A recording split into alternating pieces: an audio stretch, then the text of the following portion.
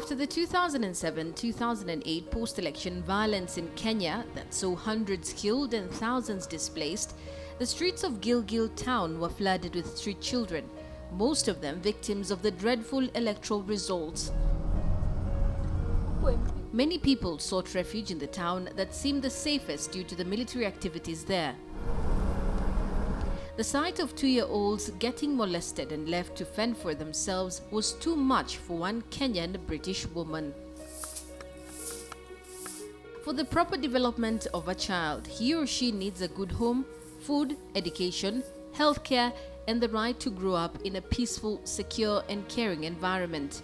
However, not all children are fortunate enough. Doli, tanipatia doli niende nayo home. Kapatia mtoto wangu. Asanti. There are about 40,000 street children in Kenya and at least 1 million orphans. Unfortunately, they live on cold, hard pavements. Their stories are heart-wrenching, from drug addicts to rape victims and sometimes victims of torture. Ukuti, ukuti, maziwa nazi. Mwenzetu yu wapi, aligonga na gari, tumpeleke posta, alianguka. Hey! Tumpeleke posta, alianguka. Shortly after the 2007-2008 post-election violence in Kenya, the streets of Gilgil were filled with children, some abandoned, others orphaned, while some were just lost and fending for themselves. The others were driven out of their homes by parents who could no longer support them. They suffered starvation, physical and sexual abuse at the hands of gangs on the streets. It is always the case that in every conflict, children become the victims and suffer the most. The sight of these children suffering on the streets was too much for Mary Colson, the founder of Restart Africa. Gilgil was one of the most popular places for displaced people to come to. We have no infrastructure whatsoever in Gilgil, and so it was a terrible plight for a very small, unstructured town. And we went out on the streets. Peter and I heard that there were people suffering there, particularly children, and we went out on the streets together. And we really had no choice but to start something that was actually going to help the children first and the people next. Having been in Kenya since 1967 as a teacher at Koilel Secondary School, Mary had developed a soft spot for Gilgil and its people. She found an abandoned building and rented it. And we got 5 or 6 kids in. We scrubbed this place in Gilgil that we found that was better than the streets, one up from the streets. We scrubbed it with Dettol. And we put the 5, 6 kids that we had in this really cramped, terrible place. But for the children, it was heaven because they were sleeping on the streets and scavenging and lost. The number of children grew up drastically, and after several funds drives and donations, the children were moved into new orphanage in late 2014.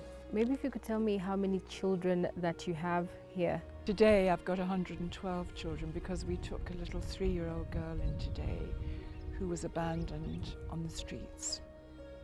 Firstly, she was locked up for days on end. In fact, for weeks, without food. And then she was on the streets. And you know, when the little ones are on the streets, well, all of them, they get raped. And I just, for me, for a 3-year-old little girl, I just can't cope with it. So I sent my female social worker, and she rescued her today.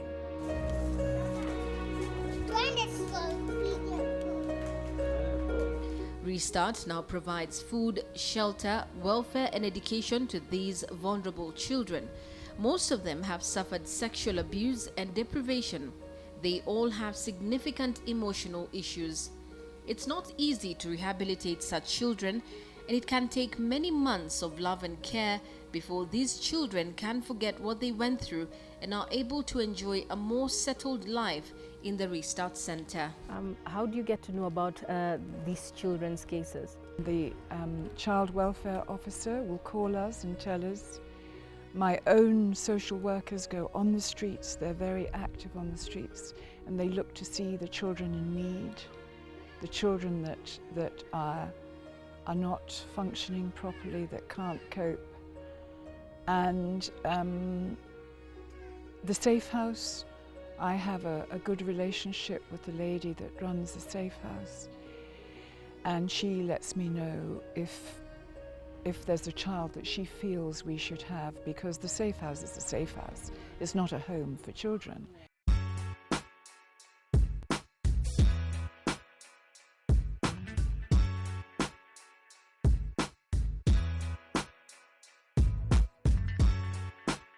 Restart is home to 19-year-old James Nganga, who grew up in the streets.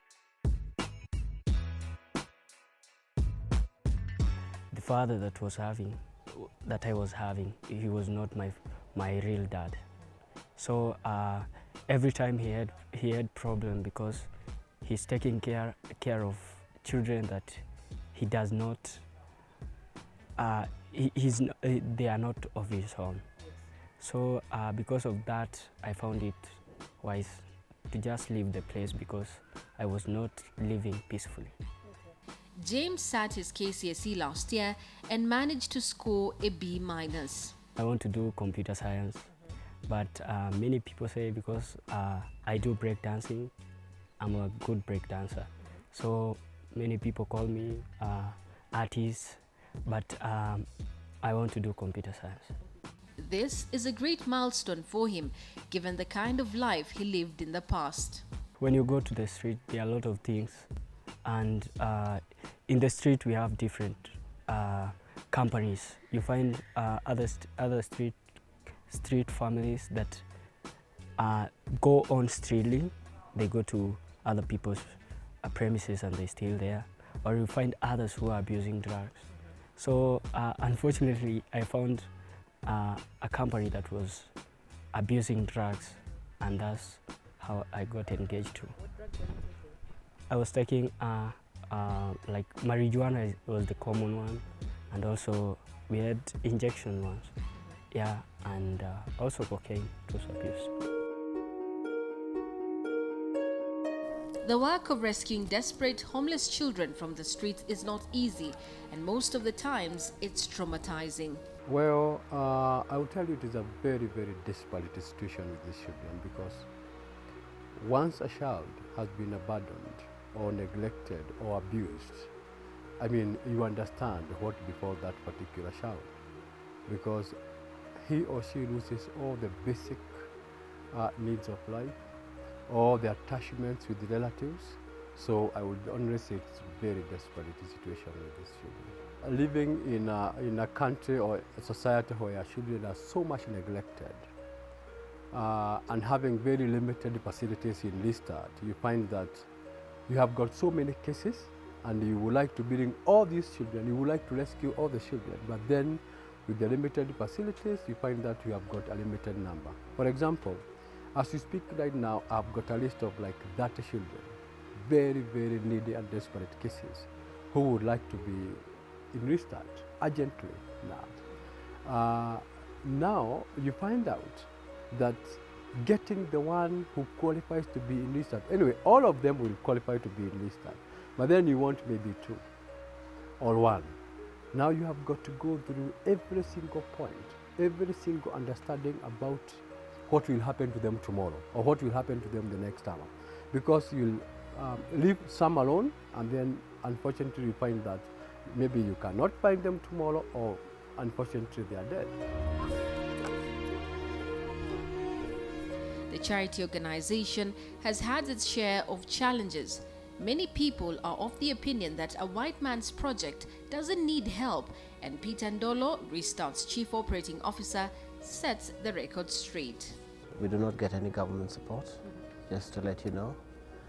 Secondly, some of the government processes, for instance, in admission of children, can be very difficult, can be quite challenging, and can be very frustrating. When people see a white person behind any initiative, you know, everybody thinks, oh, it's all okay. There are lots of millions rolling in there, and even the people who work with those white people are rolling in millions, etc. People actually forget about the objective that some of these good friends of ours, let me say the white people, come in to do. And so one of the reasons as to why we do not get too much support, too much local support, is because there is a white person behind it, and everybody says, oh, it's all okay, they've got a lot of money, they don't need our support, they have enough money of their own. And yet it's not true. Mary and I struggled to raise money to keep Restart running. Nobody would believe that if you told them. The organization also runs local projects that help to fund and support the orphanage, as well as empowering the youth from the community and those that grew up in Restart. Here, the young men are recycling waste materials into fuel briquettes, an eco-friendly substitute for burning charcoal. The briquettes are made using fiber from the tons of plant waste being produced by the rose farms in nearby Naivasha, cardboards, and a few other secret ingredients. These briquettes are cheap to make, smokeless, and have been tested by engineering experts at the University of Nairobi, who confirm they produce as much heat as dry firewood.